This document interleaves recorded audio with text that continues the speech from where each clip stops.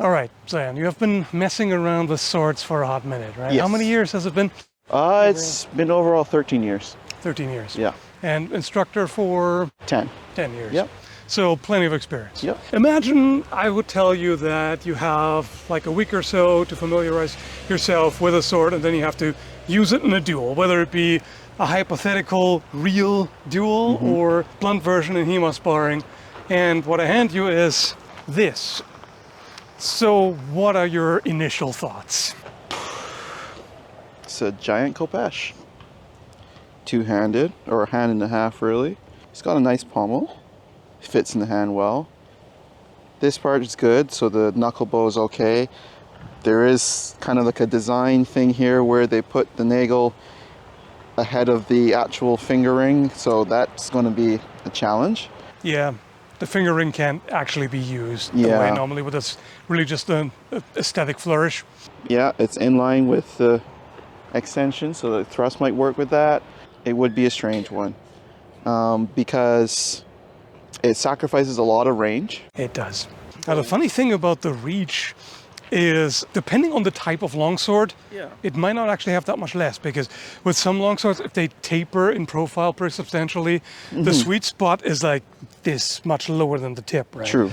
Whereas, because this widens, you can still cut with the tip itself. Right. So you do actually have more effective reach than it looks, but not as much as some blades, for sure. No, and less than a Kriegsmesser, that's for sure. Yeah, for sure. And for me, like, you know, when I look at this, and I'm not counting the significant dip here, right? You know, this is the same length as you would get, you know, a side sword or you know, a pretty long arming sword. So it's definitely, it falls into the hand and half territory.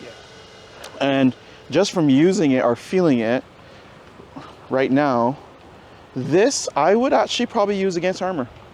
I can see that. Not plate, but substantial padded armor, or even armor that's kind of like used in conjunction with a little bit of chainmail. Yeah. I can see this being used for that. I could imagine it being used against plate if it didn't have the sharpened false edge. If that was fairly thick, because then you could use that point to strike armor. But the way it is, you would just wreck it. Yeah, if it were slightly bigger, you could probably use it as an anti-cavalry weapon. Yeah, I can see that. Reason being is because of the way how the blade works is going to give you a dead fall, right, on the swing. So instead of it being like a full like squeezing of the fingers and engaging that kind of momentum, it's more going to be like, so kind of like a falcata. That's like a just dead chop. So I can see this, you know, going towards obviously some poor animal's legs. I can see that. I can also see this hook being used at the top to pull a rider off of the horse, but definitely from like ambush situation. I would not take this in the fields per se, if my opponent knows that it's there. But if I can attack from the flanks and have that element of surprise, let's say they're going through a forest road or something, and I come off the side, then I can just go and pull, and then when they're on the ground, now I get the big dead fall to wherever I can access, really. On horseback, I mean, it's giving me very much Dothraki vibes from Game of Thrones. On horseback, I don't know. To recover, that's the issue, is the recovery. The strong curvature will probably help in drawing past and not getting it stuck. But it's the recovery to pull it up again and then swing. So I can definitely probably see this. You know, you might have to use it almost thrusting downwards towards the opponent when they're on horseback. I mean, that's my initial thoughts on this. But in terms of like single combat, there's other things I probably might use if I just was given a week. But if this was it, then for sure, I'll have to figure out something to do. So my brain's already running. Let's experiment a little bit with potential techniques in a one-on-one. In order to not scratch it up or mess with a nice finish, I'm going to use a synthetic. Facing a regular longsword with that, what would be your inclination? I would probably try to use sweeps.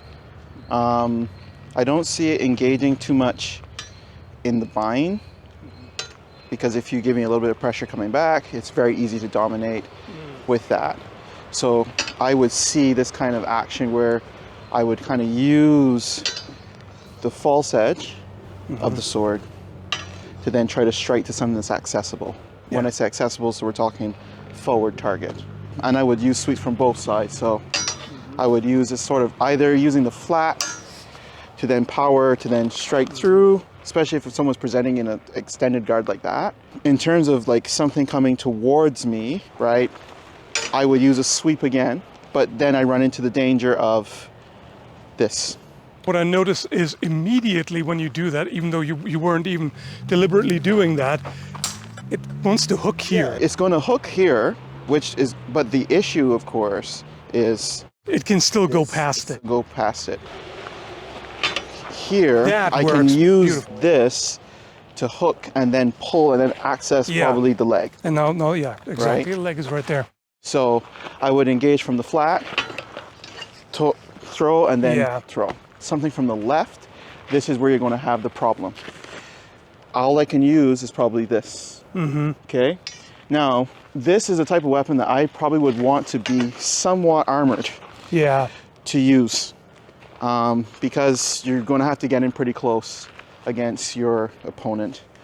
So from on that side, I like that it hits here. Yes, I'm essentially doing what is a false edge parry. Yeah. But I'm relying on this being almost like a secondary Quion. To cut, to catch. A short one, but here. Yeah. And if I hit higher up, it'll funnel down into. It's going to funnel down here. The issue, of course, again, when we look at the reach difference that's being here, it's very easy for you actually to redouble to my leg. Yeah, I can. Right, you can go straight down to the leg. So the idea that I have to do is I have to come in, and here now I get to this part. That's actually better, I noticed, because. So now I can lock it. Engaging my thumb allows me now to lock this. Yeah, so that would work way better with steel. In fact, let me grab the other one. So from if here, I come here and you catch it there, now it's quite trapped. Again, same thing as before, especially on this offhand side of the body, I have to be willing to press, to close, to release. So at this point now I have an issue where you can't even really release it. I can't release it. True. Right? Because now the Quion here is catching this. Yeah. So it traps it too well. Traps it too well. So ideally, I want to use the flat of the sword to essentially knock this aside. And then the nagel protects. Then the nagel will protect any follow-up to my leg, but I will still want to close. Yeah. I wouldn't want to try to do something from range. Yeah. Here, and then I grab. I mean, just looking at it, my brain is right now running through several scenarios of things you can possibly do. One of the main things that you would try to do is, again, sweep. So sweep, for folks that may not know what a sweep is a generic form of parrying that was done in the late 14th, early 15th century. And it usually is rising from above with your sword to take things away. So if I'm here, right, I sweep and I hit, and you would usually edge, right? I'm using the flat specifically to maximize the design of the blade. So here, and then I follow up. If something's coming from the left, right, I sweep under it, and then I go, right? Preserving my edge as much as possible. The challenge that you will have is when you start to get different attacks that are not coming in this sort of like X pattern, so not downward attacks. So if there's something horizontal coming towards, right, I have to now use the hook. I would not want to engage with the edge because it's too easy for this to happen to come under. You have some protection there with a knuckle guard, but not I would that much. use the hook. So if something wide comes in here, and even here I still end up in that same situation where I've trapped again. Now, of course, I would then, again, this is why you would want to have the armor like an arm gauntlet or something. I would then grab and push in to then do kind of a drawing action on the opponent. What about an undercut? So the undercut, I would then use the false edge or the flat, or even... The hook generally comes in for most angles. I would generically try to parry as much as possible for things that I could not sweep. I would try to engage this hook as much as I could, instead of trying to hit down on it. So for example, when I say hit down on it, right?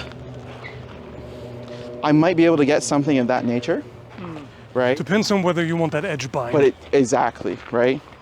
Because again, it might not look as though Skall has advantage here, but Skall does from the geometry of the blade alone. If you just push up from here, yeah. Right, there's nothing really preventing this. There's nothing preventing any of that. Now, if I do the inverse and I flip to here, I can't do that at all. can't do it at all. Yeah. So I would want to engage this hook as much as I could on any sort of blade actions that require me to suppress the weapon. But if I can parry it, and when I say parry it, if I can knock it aside, so if we do that same sweep, if I can knock it aside and go, then that works for me. Thrusting situation, really, really difficult to deal with, even for a regular sword. Yeah. So I'm here, thrust is coming forward, and then I'm attacking low line. If I'm on the other side and the thrust comes in,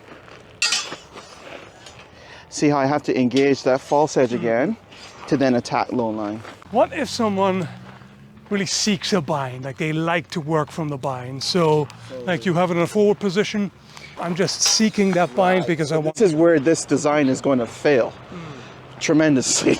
Just even from that, right? This, is 10 times worse because I have no ability to actually execute leverage on that. You have all the leverage from just the physics of what's happening here. I have no leverage at all. Let me try it from the other side to see if differences. No, it's the same worse, thing. isn't it? So again, I really would not want to engage with any of this. So if you want to try to win the bind, right? It's very, very difficult for you to and I'm thinking of a way to get around this. But even if I come from the false head situation, it's horrible. Absolutely horrible.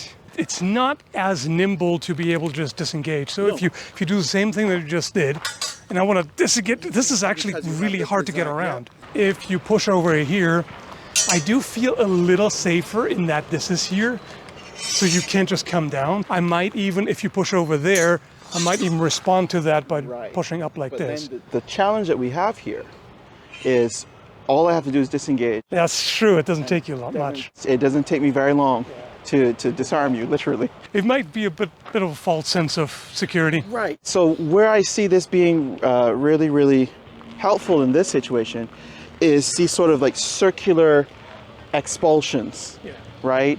So if I'm here and you're trying to engage in the bind, I would have to really use that turn, that curve, right, the strong curve. Whenever something is point forward, it could be a thrust, it could be someone trying to engage from the bind, so you engage from the left side on the bind, right? I have to really focus on using my circular actions to sort of take it away. Now, which feels stronger with that. It feels stronger, but if you counter disengage, so let's say I do this, right? So this is really a Hail Mary for me. It is. Right? This is not, I'm somehow getting superiority and all of a sudden things are changing. No, I see this being really helpful against a committed attack. So either a committed down blow or a committed thrust, which allows you to then use the design to be able to use the circular actions or the sweeps to be able to attack low line and those kind of things. If I'm on the field or I'm in a skirmish situation and I have someone who's got a sword, maybe a shield, I'm waiting for that very committed attack to then do what I got to do. So we're both fighting in armor. I'm coming in with a downward swing, and do you think it's a good idea to do a half sword block? So yeah, I would not even bother doing the half sword block. You can already see what I can already see where this is going. If you were dumb enough to do that, we've got this. Yes, no. As I'm pulling down with the hook, this is automatically coming down on the head. What that would be really useful for, so again, when I was thinking of lightly armored troop or lightly armored infantry type, you know, we can think of a generic swordsman from like the very beginning of the 14th century, the beginning of the 15th century, who would have had a shield and an arming sword bigger than this. So we're talking like maybe a kite shield scenario or a heater shield scenario. This hook right here, this is going to be horrific. Yeah, just absolutely horrific, right? Just pull it and it's not even a separate action. Just No, it's just the act of now cutting down automatically pulls it in. horrific. If I'm further away, I might be able to hook it with this And pull. open it, and there's the thrust. So this is where remember I talked about that niche specialty thing comes Exactly. in. If I put someone in a reasonable amount of plate, nothing like full, but a reasonable amount of plate, and I have a specific troop type that I would give this to, I can see that. right? This would be a really, really useful against any sort of shield carrying infantry unit. Maybe also against pole arms. Maybe. Bit short, but Yeah. if I throw a cut, like a step over here, so I'm more on the side of your shield. Yep. And now I Oh turn yeah, around. for sure. And if we look at historically what the Khopesh was for, the Khopesh was used in conjunction with shield. Exactly. Right. So it does seem like kind of like an anti-shield sword. It's really an anti-shield sword. Maybe not anti-dueling sword, No. but definitely an anti-shield sword. There's so much that protrudes. If you get it on the inside there, it can just come around in a bunch of ways. And And think of the blind spots you would have with a bigger shield too. So if you went down to my leg with that reverse, oh yeah, like that. and you pulled me, oh yeah. right? Horrific. Again. Yeah, I could feint high and Yeah, and then come down. boom. That pull, would be bad. right? So of course I'm losing a significant chunk of the leg, Yeah. but at the same time you're pulling me, Yeah. so I lose my balance. Pulling, and then I And can now you get into come that back around. deadfall situation. You imagine you have a shield, right? And I can see me like coming down, pulling, and then when you're here, now I get to the deadfall, Yep. and essentially, And that is very powerful. Just to chop down like that. right, just boom. And I think that's probably what a lot of the finishing actions with this particular situation or blow would be for this weapon, because the Khopesh really comes from an axe, right? It comes from Yeah, the Epsilon axe. Yep, it comes from the axe that was used prior and even in conjunction with the Khopesh. When I see this weapon, I'm seeing like a mini polearm. And if you're wearing, let's see, even a leather helm like we did a couple weeks ago, or you're wearing even something like a spangle helm, you know, I wouldn't chance taking a blow from this just full on like that. I wouldn't. This makes me think again, for battlefield use, it would actually be better to not have that sharpened edge, but have maybe even a thickened spine right where that point is. Because Oh, for sure. if you turn that around and knock someone who's Yeah. lying on the ground, knock them in the helmet, that's it. Well, I could even see like if you were to thicken this up and extend this a bit, Yeah. right? You can use this to punch through mail, Yeah. right? You can swing, you know, into a flank or a soft bit with them, and just I'm thinking this might actually do better as a fairly short hafted polearm.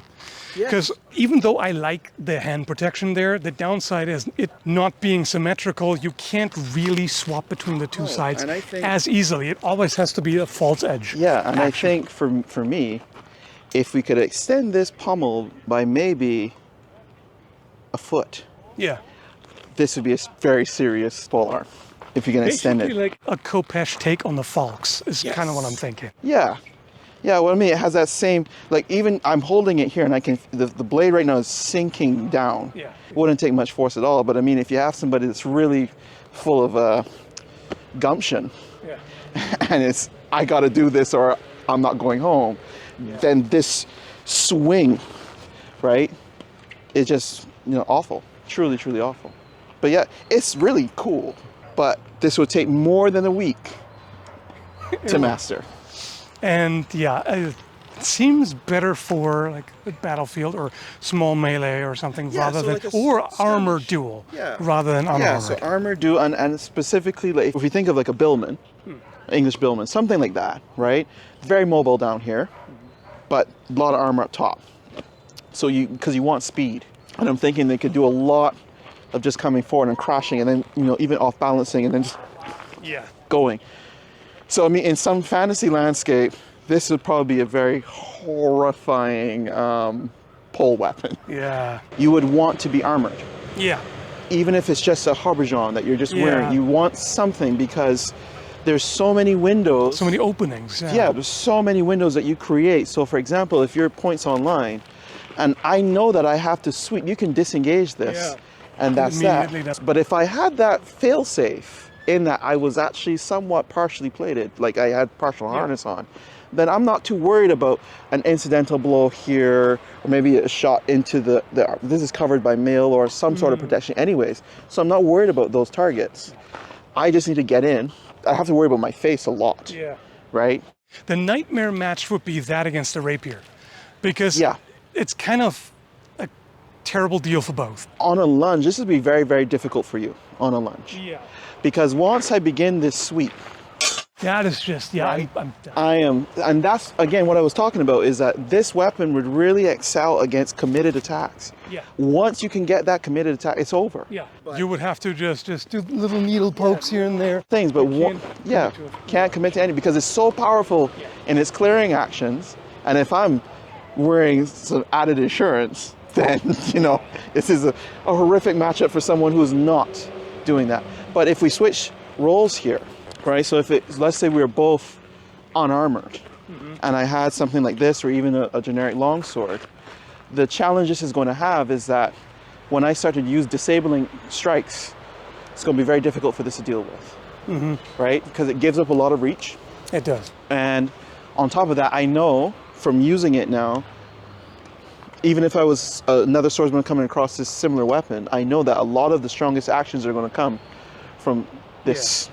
So the big thing to note is that here, I'm going to disengage. I have to, as soon as I draw an action where that false edge is coming in, right? And again, this, I'm actually going to go straight to your hands. So that's, you don't want to do that. So from here, if you, here, like this, right? There's that same circular action happening again.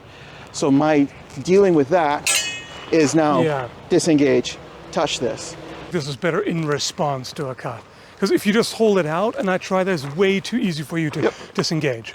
But if you commit to a strike, then I might be able to displace that. That's what I was talking about with committed strikes. So I might go into a half sword situation because I want shorter leverage versus that.